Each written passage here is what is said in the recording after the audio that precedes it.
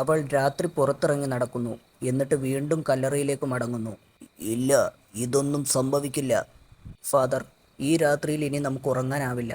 പുലരാൻ കുറച്ചു മണിക്കൂറുകൾ മാത്രമേ ഉള്ളൂ. എല്ലാം അപ്പോഴറിയാം. എൻ്റെ ദൈവമേ, രക്ഷിക്കണേ. ഏ, അതാ 6 മണിയായി. നേരിയ മഞ്ഞുണ്ട്, എങ്കിലും പ്രകാശം പരന്നു തുടങ്ങി. വരൂ ഫാദർ, നമുക്കല്പം ജോലിയുണ്ട്. മിസ്റ്റർ മാർലോ, ദാ ഇതാണ് സാറയുടെ കല്ലറ. ഫാദർ, ഞങ്ങൾ ഈ കല്ലറ തുറക്കാൻ പോവുകയാണ്.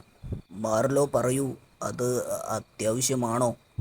അതെ ഫാദർ, സാറയെ രക്ഷിക്കാൻ ചിലപ്പോൾ അത് ഉപകരിച്ചേക്കും. സൂക്ഷിച്ച്.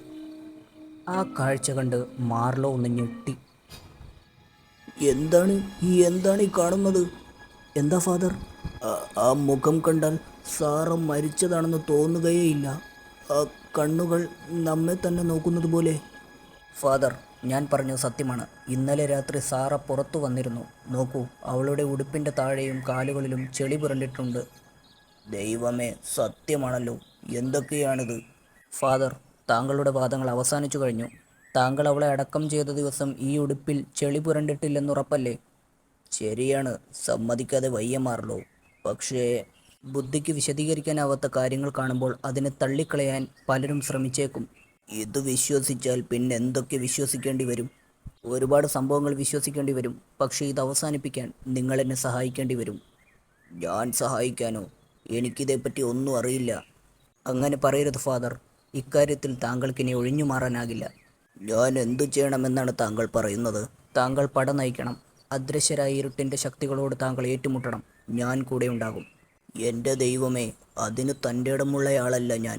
അത്തരം ഭീകരന്മാരോട് ഏറ്റുമുട്ടാനുള്ള ശക്തിയൊന്നും എനിക്കില്ല താനും.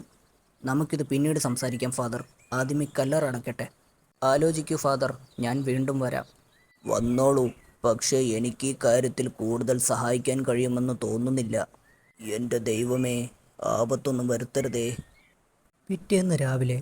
താങ്കൾ പറഞ്ഞു ശരിയാണോ? ക്യാപ്റ്റന് ബോധം തെളിഞ്ഞോ? ഉവ്വ് സർ, താങ്കൾക്ക് സംസാരിക്കാം.